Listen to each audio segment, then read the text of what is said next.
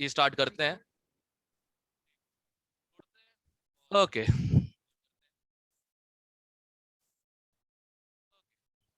चलो भाई, कल मेरा एक प्राइमरी ऑब्जेक्टिव था सिखाना कि प्राइमरी सेल पे इलेक्ट्रोलाइट बचता नहीं है तो चार्ज नहीं हो सकता। सेकेंडरी बैटरीज में इलेक्ट्रोलाइट बचा रहता है तो दोबारा करंट दौड़ाओ इसके थ्रू तो ये चार्ज हो जाता है, राइट। एक ही रिएक्शन में रिवर्स हो जाती है ना, यही है। Yes sir. ओके, इस पे एक क्वेश्चन आया, पहले वो कर लेते हैं। तुम बोलोगे सर इसका लेड एसिड से क्या मतलब था, बट तो कोई बात नहीं, it's okay, doesn't matter.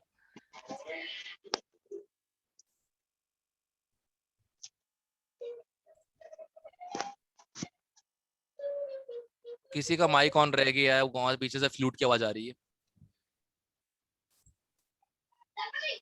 राइश Goyal. ये आयुष पता नहीं कब जूम सीखेगा या फिर सीख ही नहीं पाएगा लाइफ में वो। तारक मेहता का उल्टा चश्मा देख रहे हैं।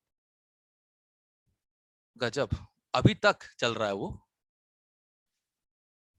सर वो चलता रहेगा तो सदियों वो तक। नहीं कभी बंद होगा। ओके, ये रहा क्वेश्चन, जेईई मेन 2019। जरा करना, सॉल्व करना प्लीज।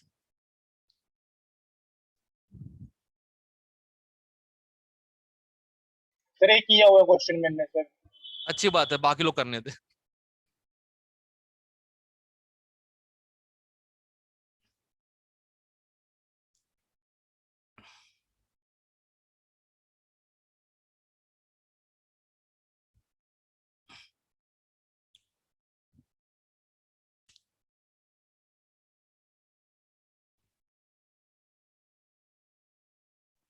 तो थर्ड ऑप्शन आएगा शायद। हाँ दिख ही रहा है अलग से। सी। देखो, जितने लोगों को फैरेडे वैरेडे क्लियर नहीं है, इतनी चीज क्लियर रखो। देखो करना कुछ खास नहीं होता। PbSO4 है +2 में पीबी बना होगा या PbO2, क्या फर्क पड़ता है। 2 फैरेडे से 303 ग्राम इलेक्ट्रोलाइज हो जाएंगे, राइट। यही है। हाँ जी। कितना हमको चार्ज दिया है इसमें, इतने से कितना होगा निकाल लो बस चुपचाप, सी ऑप्शन आ जाएगा आंसर। सही है, yes sir. That's it, that's it. Clear है ना। कल फैराडे क्वेश्चन आएगा, उसमें देखो फंडा लगना इतना ही है, बस हाँ ढूंढना खुद पड़ेगा। सर एक सेकंड नोट करने दो क्वेश्चन। अरे दद्दा PDF डाल दूंगा यार, छोड़ना, खत्म करते हैं इसको आज चैप्टर को यार। ओके, ये कुछ दिख रहा है तुम लोग को, nickel cadmium rechargeable cell. Yes sir. Okay, Yes, अब sir. सब लोग को मैंने बोला था कपड़ा लत्था जो भी है, मतलब जितने मेरे भैया लोग हो, अश्विनी अश्विनी घनश्याम जैसे, वो लोग कहते हैं गमछा ले लो, कोई दिक्कत नहीं, उससे भी काम हो जाएगा। ठीक है, 3 स्ट्रिप्स लो लंबी लंबी। ठीक है, 3 स्ट्रिप्स लो लंबी। ठीक है, एक स्ट्रिप पे लिख दो कैडमियम, एक स्ट्रिप पे लिख दो cadmium.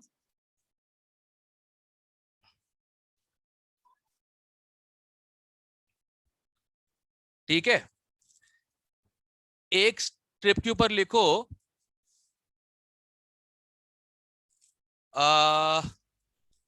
KOH jelly, KOH jelly.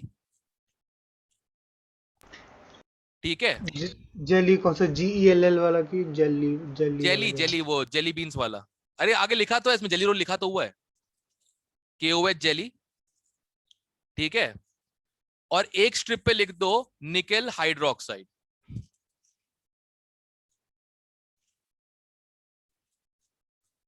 लिख दिया। सर नैपकिन का एक फोल्ड ही ओपन करना है ना। मतलब बेटा स्ट्रिप की तरह बना दो उसको। ठीक है सर। ठीक है, स्ट्रिप की तरह बना दो उसको, स्ट्रिप की तरह इजी पड़ेगा। ठीक है, तो अपन लोगों ने लिख लिया तीनों। एक बार थर्ड बताना, निकल हाइड्रोक्साइड था ना। हाँ लिखा हुआ है, एक पे कैडमियम, मैं भी लिख रहा हूं। ठीक है, एक पे KOH जेली, और एक पे NiOH होल थ्राइस। ठीक है, अब एक सैंडविच बनाओ, एक सैंडविच बनाओ। ब्रेड ब्रेड होगा NiOH3 और कैडमियम, और जो बीच में चीज होगा वो KOH जेली होगा, ठीक है। फिर से बताना सर। कैडमियम और NiOH होल साइज के ब्रेड होंगे, मतलब वो 2 स्लाइस होंगे ब्रेड के, और बीच में KOH की जेली पुट कर दो। हाँ जी सर। तीनों स्ट्रिप को एक के ऊपर एक ऐसे रख दो। यहां तक हो गया? Yes, sir. यहां तक हो गया, ठीक है। अब सुनो ध्यान से, एक पेन लो, एक पेन लो, उसको बिल्कुल स्टार्टिंग पे रखो, जहां पे NiOH होल थ्राइस का जो स्ट्रिप है उसको बिल्कुल स्टार्टिंग पे रखो। उसके रख लिया पेन को सब लोगों ने? Yes sir. यार एक काम करता हूँ, जस्ट एक सर मिनट, अब अपनी वीडियो ही ऑन कर लो, हमें करना नहीं ही पता पड़ेगा। यस चलेगा सर। कि करना ही पड़ेगा। Yes sir. एक मिनट, एक मिनट। अरे यार ये क्या, हाँ,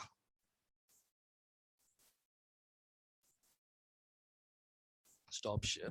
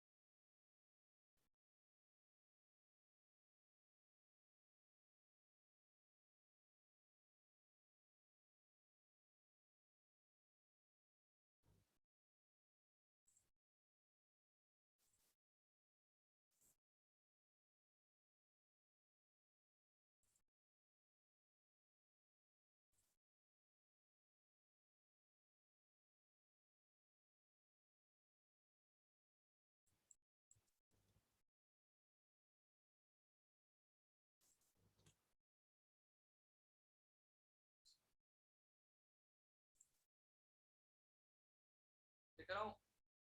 yes sir. Yes sir.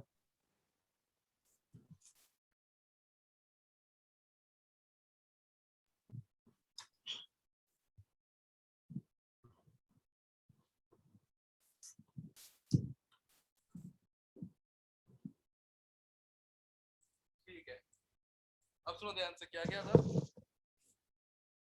Okay, cadmium, cadmium की strip, cadmium strip, KOH jelly, cadmium strip, KOH jelly, और लास्ट में NiOH होल साइज। इसको ऐसे एक के ऊपर एक रखो, एक सैंडविच की तरह। यहाँ तक क्लियर है? सर आपने टॉप पे कैडमियम रखा है? टॉप पे कैडमियम है, बॉटम पे NiOH होल थ्राइस है, और बीच में KOH की ठीक है जेली। सर। सब लोग क्लियर है? यस और नो? Yes sir. ओके, अब एक पेन लो,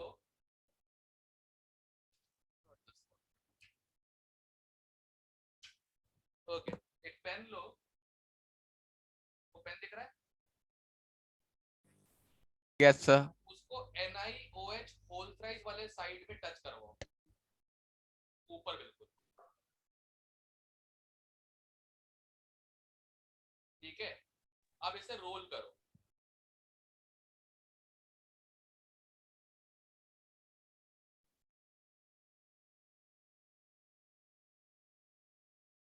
रोल करने के बाद तुम्हें दिख रहा होगा 3 लेयर्स हैं, देखो 3 तुमको लेयर्स दिख रहे होंगे। ये अंदर वाला कौन? NiOH होल थ्राइस, ये अंदर वाला। बीच में KOH चली, ठीक है, ये। और ये वाला कैडमियम। सब लोगों ने ये कर दिया इतना? Yes sir. Yes, sir. Yes, sir. Same चीज जो डायग्राम दिया है एनसीईआरटी में उसमें इमेजिन करो।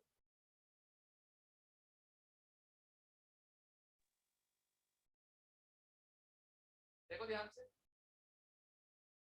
पॉजिटिव प्लेट, नेगेटिव प्लेट और बीच में सेपरेटर।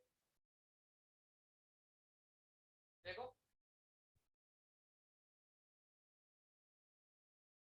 Yes sir. और जी सर। ठीक है, अब होगा क्या, इससे फायदा क्या हो रहा है? नोटिस करो तुम लोगों ने जब पूरा फोल्ड कर दिया तो दोनों इलेक्ट्रोड्स कैडमियम भी और NiOH होल थ्राइस उनके बीच में जो डिस्टेंस है वो लगभग 0 कर दिया, राइट? Yes sir. दोनों हाँ के जी। बीच में जो डिस्टेंस है वो लगभग 0 कर दिया।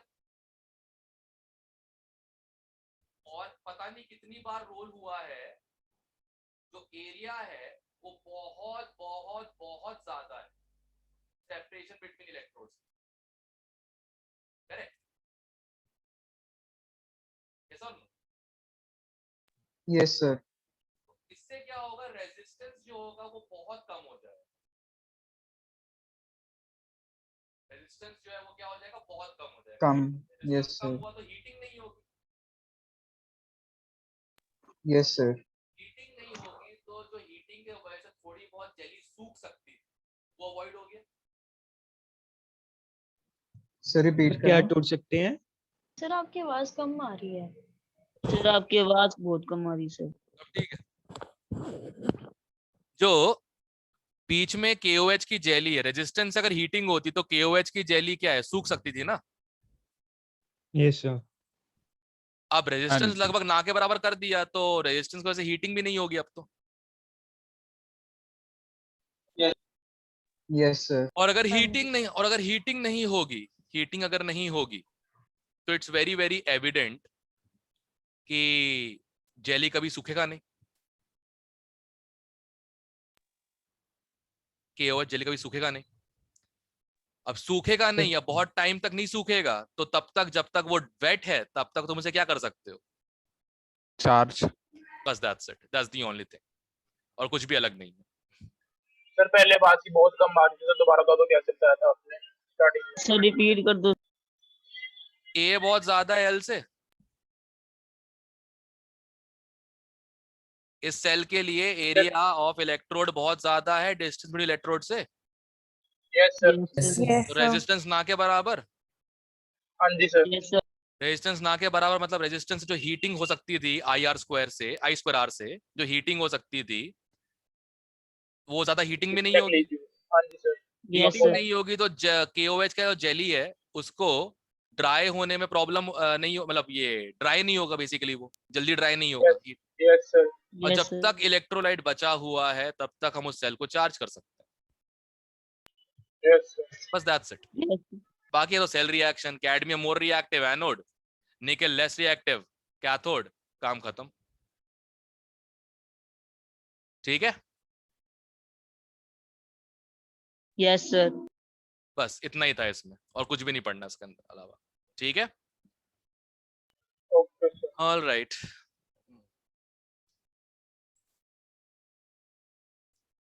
Okay, fuel cell.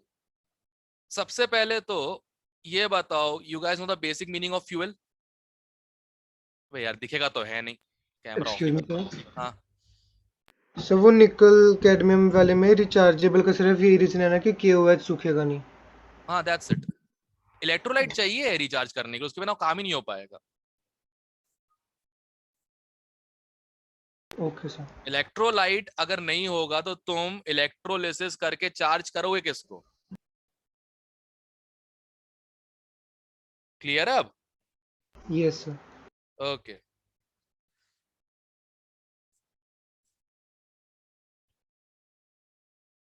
All right, so let's move further. Fuel cell, fuel का मतलब क्या होता है? तेल। एक तरह से सोर्स ऑफ एनर्जी कह सकते हैं। Source of energy. Energy provider sir. ऐसी चीज जिसकी हीट ऑफ कंबशन का हम इस्तेमाल कर सकते हैं यूजफुल वर्क के लिए। ऐसी चीज जिसका हम हीट ऑफ कंबशन इस्तेमाल कर सकते हैं यूजफुल वर्क के लिए, यस और no? Yes sir. Yes sir. अगर तुम बेसिक हाइड्रोजन भी लो, उसको एज अ फ्यूल कंबस्ट करो, तो अगर ध्यान से देखो ये भी एक रेडॉक्स ही है, राइट?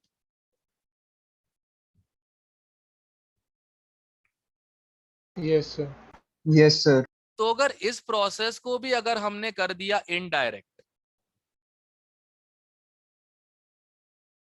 तो we can actually produce electrical power, right? Sir last वाला दोबारा बता दो, इनडायरेक्ट। अगर मैंने इस रेडॉक्स को भी इनडायरेक्ट कर दिया गैल्वेनिक सेल जैसा, तो मैं इससे भी इलेक्ट्रिकल पावर प्रोड्यूस कर सकता हूं। Yes sir. Yes sir. Correct. तो फ्यूल सेल बेसिकली क्या होता है? फ्यूल के कंबशन को अगर हमने इलेक्ट्रोकेमिकल प्रोसेस में कन्वर्ट कर दिया, ठीक है, कंबशन ऑफ फ्यूल से अगर सीधे इलेक्ट्रिकल करंट मिल पा रहा है, तो ऐसे डिवाइस को हम फ्यूल सेल कहते हैं। ठीक है, ये इसकी डेफिनेशन लिखी हुई यहां पे, जरा एक बार देख लेते हैं। ये रही, ये हाइलाइटर भी मस्त है। ठीक है, ये इसकी डेफिनेशन है। एक गैल्वेनिक सेल जिसमें कंबशन इक्वेशन जो होती है, अगर उससे सीधे इलेक्ट्रिकल करंट प्रोड्यूस हो जाए, उसे हम फ्यूल सेल कहते हैं। अच्छा, इसका एडवांटेज क्या है पता है? सबसे इंपॉर्टेंट चीज क्या होती है? Highly efficient. बीच के सारे प्रोसेस कट गए ना। देखो, एक जेनरिक प्रोसेस कैसा होता है? मान लो पहले फ्यूल कंबस्ट हुआ, करेक्ट? यस मान लो सर। पहले फ्यूल कंबस्ट हुआ, उससे जो एनर्जी निकली, उससे वाटर को स्टीम में कन्वर्ट किया। यस सर, वो turbine high pressure rotate steam ने करवाई। टरबाइन को रोटेट किया, टरबाइन ने शाफ्ट रोटेट किया जनरेटर का, जनरेटर ने इलेक्ट्रिसिटी प्रोड्यूस की। Yes sir. कितने स्टेप हो गए? Combustion 4। Energy to potential energy of steam, potential energy of steam to mechanical energy of turbine, mechanical energy of turbine to electrical energy of generator. 4 process, और हर step पे 10% का flaw तो मान के ही चलो कि 10-15% तो एनर्जी वेस्ट होगी हर स्टेप में, करेक्ट? Yes sir. तो जो थर्मल जो प्लांट्स होते हैं, उसकी मैक्सिमम एफिशिएंसी हमारे भटिंडे की ही है। जो थर्मल प्लांट हमारे भटिंडे थे उस समय, जब when they used to produce electrical power more than the required limit, उनकी हाईएस्ट एफिशिएंसी 32% एफिशिएंसी। मतलब जितना फ्यूल खर्च हो रहा है, जितना कोयला खर्च हो रहा है, उसके हिसाब से अगर कितना वर्क, इलेक्ट्रिकल वर्क निकल रहा है उसमें से, उसकी हाईएस्ट एफिशिएंसी इंडिया में ये भटिंडा थर्मल ने दिखाई थी, 32% हुई थी। ठीक है, अब इस वाले में क्या हो रहा है? फ्यूल सेल में तुम सीधे फ्यूल कंबशन से इलेक्ट्रिसिटी प्रोड्यूस कर रहे हो, बीच में टरबाइन, स्टीम, जनरेटर सब खत्म, कुछ नहीं चाहिए। तो सोचो, जो 3-4 स्टेप कट गए बीच के, उससे एफिशिएंसी बढ़ी जाएगी ना। Yes sir. ठीक है, अब कैसे होता है ये काम समझाता हूं। कैसे होता है ये काम?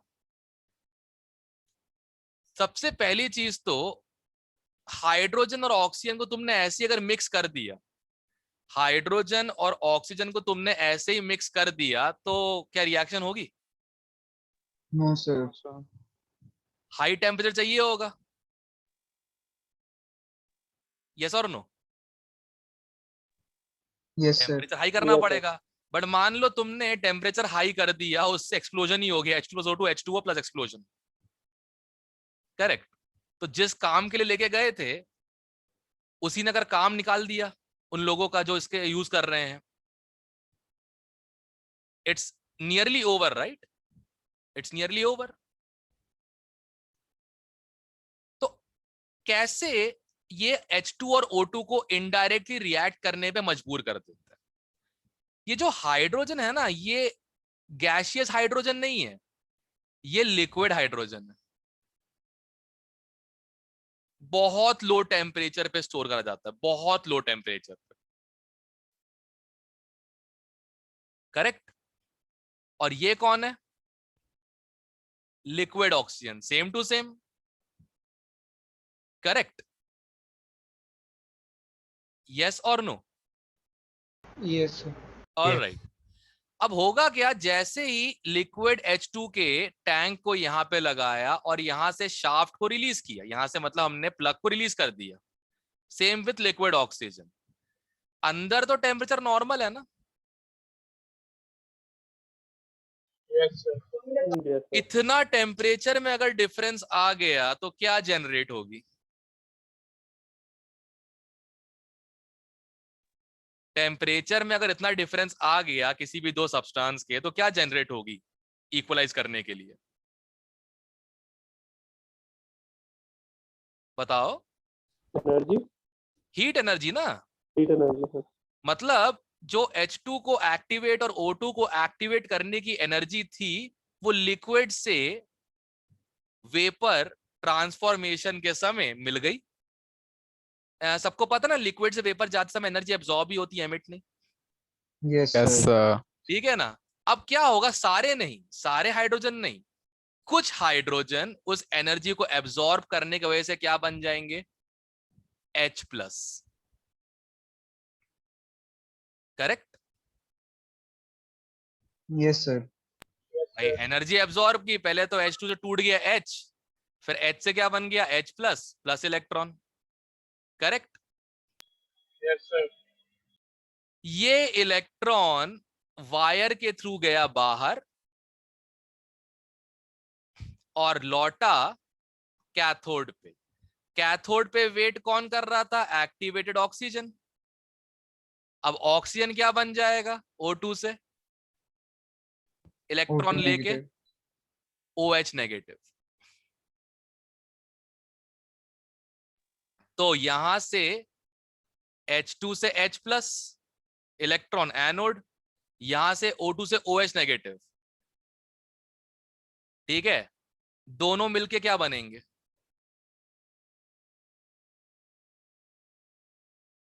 H2O। अब देखो क्या क्या हो गया इस पूरे चीज के दौरान। टेक्निकली देखा जाए तो रिएक्शन क्या थी? H2 + O2 gives H2O, technically देखा जाए तो। Yes, sir. बस हमने कुछ नहीं किया, दोनों तरफ से लिक्विड को रिलीज करवा दिया, अपने आप टेम्परेचर डिफरेंस ने इतनी एक्टिविटी प्रोड्यूस कर दी, कुछ हाइड्रोजन किसमें कन्वर्ट हो गए? H+ में। उनने इलेक्ट्रॉन रिलीज किया, वो इलेक्ट्रॉन घूम के आया सर्किट से पूरा कैथोड पे। कैथोड पे जो एक्टिवेटेड O2 था वो क्या बन गया? OH negative. ये H+ और OH नेगेटिव जब मिले, ये H+ और OH नेगेटिव जब मिले तो क्या बन गया? वाटर। करेक्ट।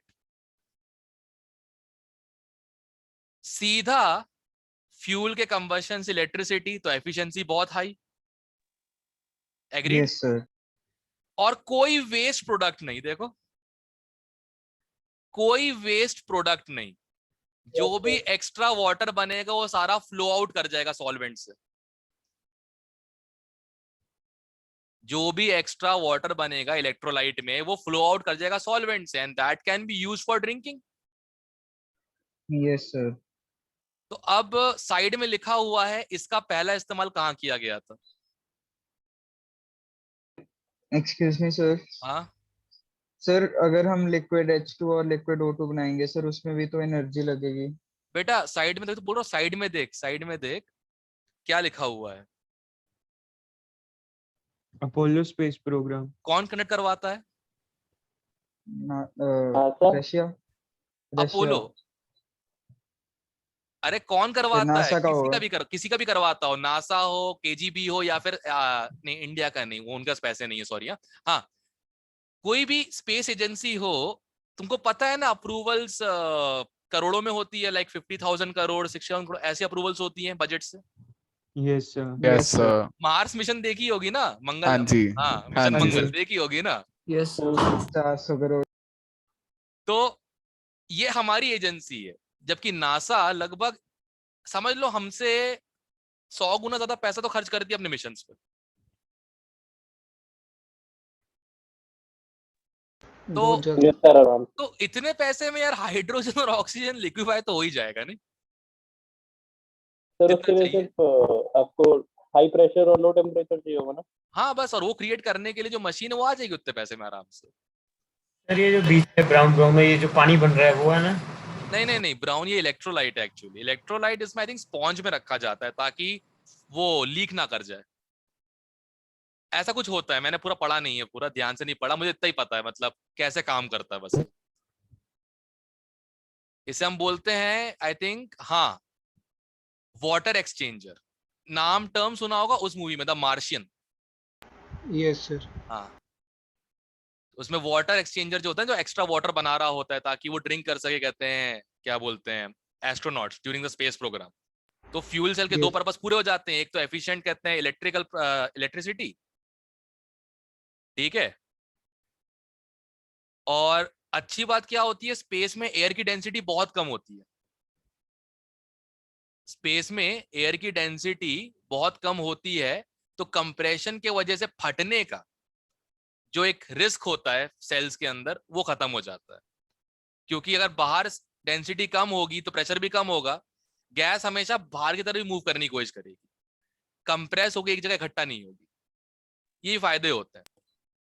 सर इसको हम नॉर्मल इलेक्ट्रिसिटी प्लांट्स की तरह नहीं यूज कर सकते? बेटा, किसी देश के पास नहीं है इतना पैसा। मतलब एक शटल को रन करने के लिए कम से कम मेरे हिसाब से 4 लाख कम से कम किलोटन चाहिए होता है लिक्विड फ्यूल, सिर्फ लॉन्च पैड से अर्थ की ग्रेविटी से बाहर निकालने के लिए। ये इतना बता रहा हूं मैं, अब मैंने मूवीज में सुना है, मूवीज में देखा है, ठीक है, payload and all that something bullshit. तो उतना पैसा नहीं लगा पाएंगे ना, इसलिए आज भी हमारे यहाँ वाटर टर्बाइंस हैं, विंड मिल्स हैं और थर्मल प्लांट्स हैं। करना पड़ेगा ना, सस्ता पड़ता है, क्या कर सकता है। सर न्यूक्लियर है गए, हाँ, न्यूक्लियर, हाँ, न्यूक्लियर पावर प्लांट्स भी हैं, कम है वैसे अपने यहाँ ना, मतलब इक्की दुक्की जगह पे ही होंगे। 4 हैं, 4 बाबा एटॉमिक मेजर रिसर्च 4 सेंटर हैं है, 4 है, सर। एक तो ऐसे नहीं पता कहाँ पे, मतलब नहीं नाम नहीं 4 पता हैं क्या, क्या है 4 हैं क्या, नहीं बहुत है हमारे देश के हिसाब से। सर। मेजर है ऐसे तो सर, उसमें बुक में दिखाए हुए थे, ऐसे नहीं याद थर्मल और उसमें कौन से थे, 4 तो लेकिन मार्क अरे कराए गजब थे। गजब, शायद थर्मल वालों ने केस किया था, देखो 40 लिखा हुआ है। हाईएस्ट 32 आया है आज तक। लगता है कि थर्मल ने केस कर दिया होगा, ए 32 वाले को बहुत कम दिख रहा है, 40 करो 40 करो, पासिंग मार्क्स पासिंग मार्क्स। चलो, लास्ट टॉपिक, कोरोजन। अच्छा, कोरोजन जो है, तुमको ये तो पता है क्या होता है, unwanted oxidation of metal, right? Yes sir. Yes अब सर। ऑक्सीडेशन है तो रिडक्शन भी हो रहा होगा आसपास में, ऑक्सीडेशन है तो रिडक्शन भी हो रहा होगा आसपास में, यस और no? Yes sir. Yes sir. Okay, तो रेडॉक्स रिएक्शन है प्रॉपर तरीके से, एक प्रॉपर रेडॉक्स रिएक्शन है ना, मेटल ऑक्सीडाइज हो सर। रहा है, मेटल ऑक्सीडाइज हो रहा है, और जो भी ऑक्सीडाइजिंग एजेंट है वो रिड्यूस हो रहा है, यही होता है ना, करेक्ट? अगर इसको यस हम सर। ऐसे देखें एज इलेक्ट्रोकेमिस्ट्री, तो हमको 3 चीजें चाहिए होती हैं एक सेल बनाने के लिए, क्या क्या? एनोड, कैथोड और इलेक्ट्रोलाइट। अब ड्राई एटमॉस्फेयर में लोहे को कुछ नहीं होता, जब मतलब ये गंदी वाली गर्मी जब होती है ना, कि बिल्कुल सूखी गर्मी जो उसे बोलते हैं हम लोग, मतलब डिहाइड्रेशन सा फील होता है उस समय, जून सूखी जुलाई गर्मी। का महीना है। हाँ, जून जुलाई का महीना। जून जुलाई का महीना सोच सकते हैं, ठीक है, जैसा भी है। तो उस समय लोहा जंग नहीं पकड़ता इतनी, right? Yes sir. Correct. Yes बरसातों में जंग बहुत जल्दी लगती है, करेक्ट? Yes yes sir. क्योंकि बरसातों में क्या होता है, एयर हो जाता है मॉइस्ट, एयर हो जाता है मॉइस्ट, और उसके छोटे छोटे ड्रॉपलेट्स, जैसे फिगर में दिया हुआ है ना, आयरन के ऑब्जेक्ट्स के ऊपर बैठ जाते हैं, और तुम्हें दिख भी नहीं रहे होते कभी कभार तो वो, कि वो छोटे छोटे पानी के ड्रॉपलेट्स हैं, होता है। यस अब सुनो ध्यान से, अब सुनो ध्यान से, एयर में ऑक्सीडाइजिंग एजेंट है, मेटल में रिड्यूसिंग एजेंट है, इलेक्ट्रोलाइट भी आ गया, बन गया सेल। पहले तो ऑक्सीडाइजर था, रिड्यूसिंग एजेंट था, ऑक्सीडेंट था, रिडक्टेंट था, बट इलेक्ट्रोलाइट नहीं था बीच में, इसलिए इंटरेक्शन ही नहीं हो रहा था इन लोगों का। अब तो इलेक्ट्रोलाइट आ गया ना, यस और नो? अब बन तो जाएगा गया। सेल, अब बन जाएगा सेल। अब होना क्या है, जैसे ही इलेक्ट्रोलाइट आया सेल में क्या होता था, एनोड पे क्या होता था, जैसे ही इलेक्ट्रोलाइट आया मेटल तुरंत बन जाता है कैटायन और इलेक्ट्रॉन अपने पीछे छोड़ देता है, करेक्ट? ये होता था सेल में। Yes, sir. ये इलेक्ट्रॉन अब जैसे Fe जो है ये बन गया Fe2+, ये इलेक्ट्रॉन जो हैं ये जहां पे ऑक्सीजन से मिलेंगे, किससे? O2 से, करेक्ट? यहां बन जाएगा कैथोड, और कैथोड पे क्या होगा? आयरन सरफेस के ऊपर ही O2 + 4 इलेक्ट्रॉन गिव्स, अगर एसिडिक मीडियम है तो क्या होना चाहिए? 2H2O और इधर 4H+। हाँ, मीडियम एसिड रखते हैं, ठीक है। एल्कलाइन होता तो क्या लिखता है? एल्कलाइन होता तो O2 + 4 electron gives 4OH- + 2H2। ये तो मालूम ही है ना, दो पॉसिबिलिटीज हैं O2 के ऑक्सीडेशन की, एंड दोनों केस में मैं एक ही बात कर रहा हूं, एक में लेफ्ट में H+ है, एक में राइट में OH-, बात तो एक ही होती है, राइट? हाँ जी। तो एक प्रॉपर रेडॉक्स रिएक्शन हो रही है ना, यस ठीक है? एक प्रॉपर रेडॉक्स रिएक्शन हो रही है, और वो इसलिए हो रही है कि बीच में इलेक्ट्रोलाइट है, वाटर। इलेक्ट्रोलाइट नहीं होता तो आयरन का भी ऑक्सीडाइज ही नहीं होता, करेक्ट? हाँ जी सर। चलो यहां तक क्लियर है। एनोड कैथोड पे क्या हो गया? Sir cathode Yes, sir. वाला दोबारा से बता दो, क्या? कोड वाला जो अभी आपने बताया वो दोबारा से एक बार। इलेक्ट्रॉन O2 के पास गया, उससे OH- बन गया, दैट्स इट। अब इलेक्ट्रॉन निकला कहीं तो जाएगा ना, ठीक है अगर देने वाला है तो लेने वाला भी कोई होगा ना, सिंपल सी बात है, करेक्ट? यहां तक सबका हो गया क्लियर है? Fe2+ और OH-, यहां सबको क्लियर हो गया? Yes sir. ओके, अब सुनना ध्यान से, आगे आगे क्या होता है। अब जो तुम्हारा Fe2+ बना है और बहुत सारा कुछ OH- होगा सोल्यूशन के अंदर, या H+ व्हाटसोएवर, कुछ ना कुछ तो होगा ही, ठीक है? मैं बेसिक मीडियम में कर रहा हूं, एसिडिक में एक ही बात है, ठीक है? जो एटमॉस्फेरिक O2 है उसके साथ ये बनाएगा हाइड्रेटेड फेरिक ऑक्साइड।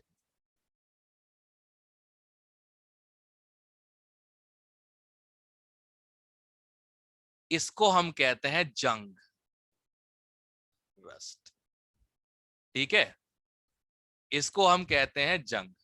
तो पहला तो सेल रिएक्शन है, ऊपर जो मैंने करवाया, ये तो सेल वाली रिएक्शन हो गई। सेल रिएक्शन के बाद जो बने आयंस हैं वो फर्दर O2 से रिएक्ट करते हैं एटमॉस्फेयर में और इकट्ठे होते जाते हैं एज रस्ट।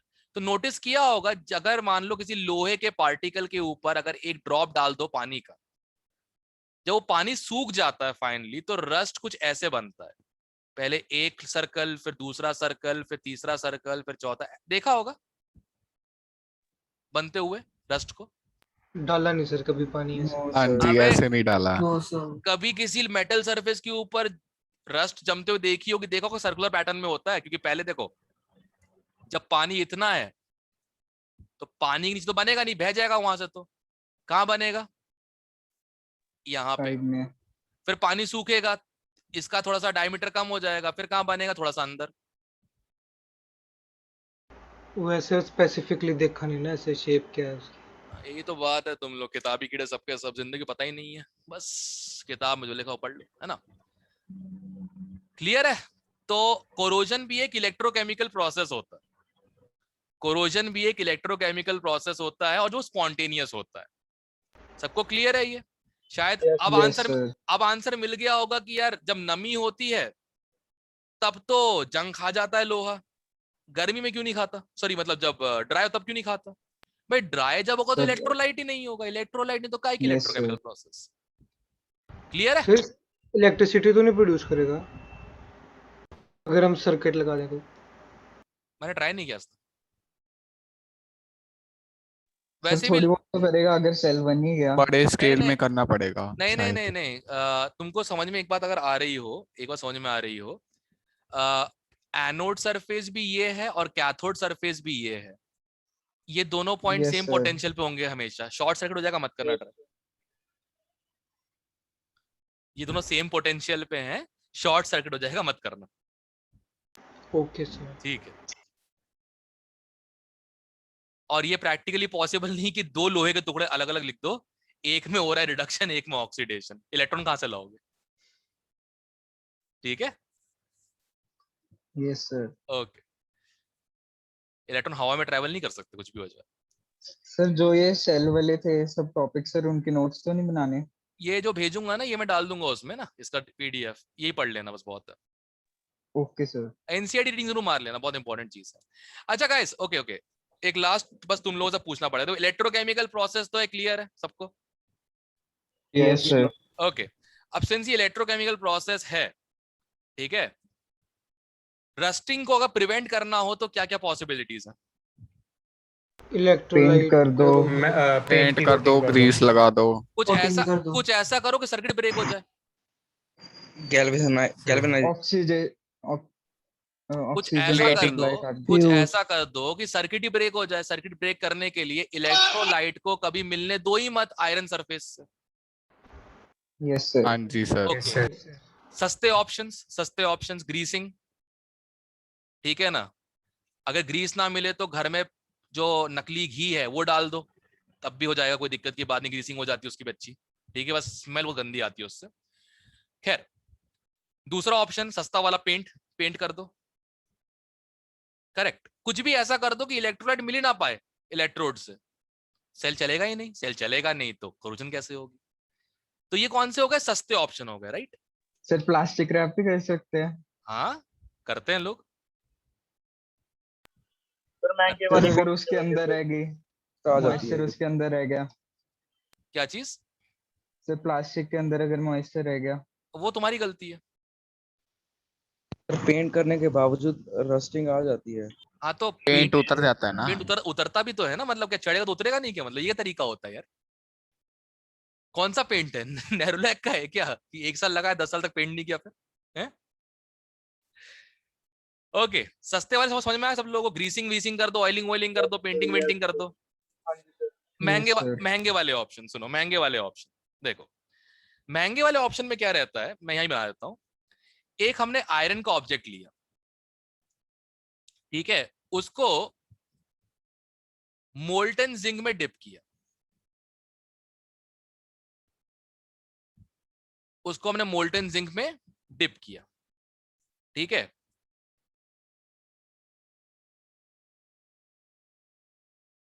अब सुनो ध्यान से, जैसे ही इसको डिप किया तो आयरन के सरफेस के ऊपर ठंडा होने के बाद एक लेयर बन गई, किसकी?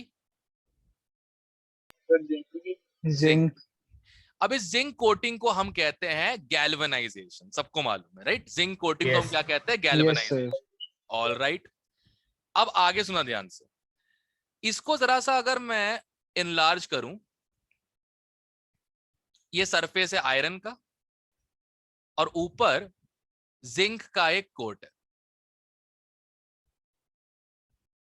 करेक्ट? अब देखो, यस सर। अभी तो ऐसा है कि जो भी चीज आएगी जिंक को ही ऑक्सीडाइज करेगी। अभी तो जो भी चीज आएगी जिंक को ही ऑक्सीडाइज करेगी, करेक्ट? आयरन बचा रहेगा, right? Yes sir. Yes sir.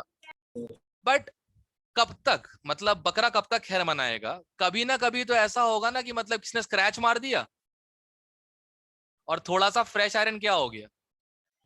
Expose. Contact अजब। में आ गया।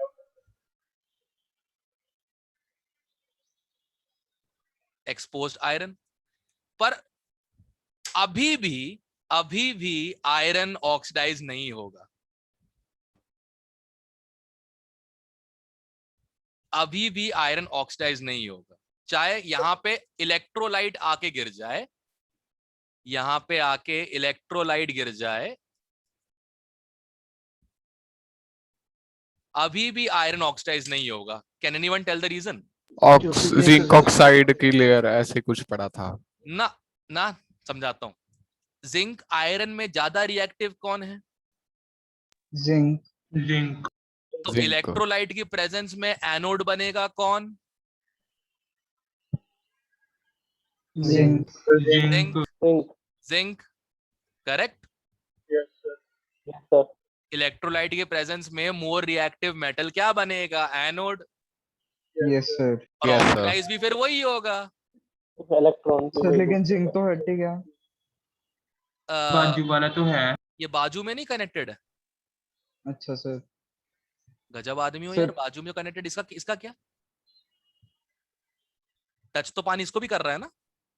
सर अगर सर, गिरे अगर हुए पानी सूखे को से ना एरिया होगा में वो तो आयरन के साथ सर ही करेगा। उसमें टच ना हो सर, नीचे नीचे मतलब वो फिर तो आयरन होगा। ऊपर रखे सर, फिर हो जाएगा, बट इतना कम पानी लाओगे कहाँ से? एक बूंद सर। टूटी में से। सर जिंक ज्यादा हटा देंगे। हटा दो तो मैं तो आयरन बचाने की कुछ, तुम ही लोग को उसको करोड़ करना है, करो बेटा, कोई दिक्कत की बात नहीं है। ठीक है, तो बताओ, अब जिंक के ऑक्साइड हो रहा है एनोडिक बनके, तो यहां तो बेचारा आयरन क्या बन गया? कैथोड, है ना? तो एटमॉस्फेरिक O2 आके ना इस आयरन के ऊपर OH नेगेटिव बन जाएगा, बट शर्त है जब तक जिंक है तब तक आयरन Fe2+ नहीं बन सकता। क्या है ये? सर गलती से हो गया। गजब यार। अरे बाप भाई नहीं है क्या सीटी मार रहा मेरे को? अरे सर गलती से निकल गई। सीटी सही मारी थी। सीटी सही मारी थी, ट्रेनिंग पर हाँ ये देखो, सही बात है। युवराज सीख गया, सीटी बिल्कुल सही मारी थी। ये सब अर्पित बसी के कारनामे, मतलब अर्पित है तो देखो सब सीख रहे हैं। अर्पित के नहीं, आपके कारनामे ज्यादा है सर। मैंने क्या किया? मैंने क्या किया बे? बस आपके ही। खुद सड़े हो सर, बाकियों को फंसाते हो। अर्पित मीटिंग में ही है नहीं आज गुरुजी। गुरुजी हाँ। अरे ठीक तो है गुरुजी वैसे। किसी ने पूछा भैया फोन ऑन करके? गुरुजी का काम पड़ा पहले वाला, बेचारा वही पूरा कर रहा है। अच्छा अच्छा, पहला काम पड़ा हुआ है, ठीक है। वैसे अभी तो इलेक्ट्रोकेमिस्ट्री का ये पहला पार्ट है, इतना भी इंपॉर्टेंट नहीं है। हाँ तो रे भक्तगणों, सॉरी मतलब देवियों दुर्जनों, सुनो, जिंक के सैक्रिफाइस के वजह से आयरन बच गया, right? Yes, sir. Yes sir. इसको हम लोग कैथोडिक प्रोटेक्शन कहते हैं। जो मेथड है वो है गैल्वेनाइजेशन, जिंक को कोट करने वाला, करेक्ट? Yes sir. जिंक को कोट करने वाला मेथड जो है वो है जिंक से कोट करने वाला, उसको गैल्वेनाइजेशन कहते हैं। और जिस प्रक्रिया से ये आयरन को बचा रहा है, खुद एनोड बन के आयरन को कैथोड बना के, उसे बोलते हैं कैथोडिक प्रोटेक्शन। क्लियर है? Yes sir. ठीक है, तो ये इंपॉर्टेंट पार्ट था इसका, बाकी सब तो मोम आया है, रीड कर लेना, कुछ खास नहीं है उसमें, ठीक है? चलो ये तो हो गया, chapter is over. Maldives, Maldives, अच्छा ओके सॉरी, हर्ड स्टार्ट हो गया था। एनीवे गाइस, एनसीईआरटी पहले कर लेना क्वेश्चन यार इसके, पहले एनसीईआरटी क्वेश्चन करना, फिर E1 E2 E3 रपेट दो। ट्यूसडे को ओके, डिस्कस सर। करेंगे, ठीक है? मेरे डाउट सेशन में okay, sir. E1 E2 E3 electrochemistry. Sir आज शाम को 4:30 बजे है। भी करनी है। हाँ एनवर्सिटी प्रीवियस ईयर। पहले E1 E2 E3 फिर एनावर्सिटी, ठीक है? Okay sir. सर आज ईवान की डिस्कशन होएगी डाउट क्लास में। करके आ जाओ, बेटर रहे, कर लो एक बार। E1 कर ली थी की कल आप। कर ली सी सर। सर आज कल आपने रेडियो बोला एक्टिविटी था। करनी है सर। रेडियो एक्टिविटी करनी थी। आज रहने पहले सर, सुनो, मैथ्स की पहले भी है। पहले अबे ए चुप, सर आज ना अबे चुप चुप चुप चुप। हाँ पहले रेडियो एक्टिविटी का काम कर तमाम करूंगा, उसके पहले मैं कुछ और चालू नहीं कर रहा हूँ। सर उसके सर बाद जो ही टेस्ट में आएगा ना सर, उसके रिलेटेड रेडियो एक्टिविटी टेस्ट हाँ जी सर। मैं बोल रहा हूँ ना। क्या है, बर्तन पे क्यों मारी मेरे को? हाँ मैंने मेरा नहीं माइक ऑन हो गया था सर अच्छा गलती अच्छा, से। तो तू क्यों भांडे फेंक के मार रहा है मेरे को फिर? वो मेरी बता रहा हूँ, सिस्टर सुन। बैठी है साथ में सर, वो वो तो भांडे फेंक के मार रही है। No sir. ओके ठीक है ठीक है, गाना चलाया था सर शायद। चलो चलने दो, ठीक है। मेरी तो सब क्लास में रेडियो क्या एक्टिविटी कुछ के बाद होगा? E1 करोगे कि नहीं करोगे? रेडियो एक्टिविटी करूंगा, उसके बाद मैं E1 करवा दूंगा अगर किसी को करवाना है नहीं तो। सर। ओके हम सर। बाद में तो तो पूछ फिर सकते हैं ना रेडियो इवन सुनो, में। सुनो, सुनो। टेस्ट में वही आनी है। सुनो एक काम करते हैं, इलेक्ट्रोकेमिकल सेल तो आ नहीं रहा कल के टेस्ट में, E1 अबॉर्ट करते वही हैं अभी। तो सर, वही तो मैं कह अरे रही हूँ। शेरा चुप ना एक और हम मिनट, कह रहे हैं। तू रेन दे। सुन क्या बोल दिया मैंने, रेडियो एक्टिविटी कर लेंगे और थोड़ा सा किसी को फैराडे लॉज में अगर कोई डाउट तो पूछना मुझसे, मैं डाउट ही खत्म कर दूंगा वो वाला, ठीक है। फैराडे 4:30 या 5। 4:30 4:30 और सर मैथ्स की कब है? हाँ मैथ की तो 8 बजे सर है सर रात 8 को। बजे बोल रहे थे। अच्छा रात को 8 बजे? अरे वो मैं निकलता हूँ, तुम्हारी बात वो होगी, तो ठीक है। हो गया पांडे सर को हो बताओ। गया हो गया हो गया हो गया, मैं जा रहा हूँ। आओ जो सर।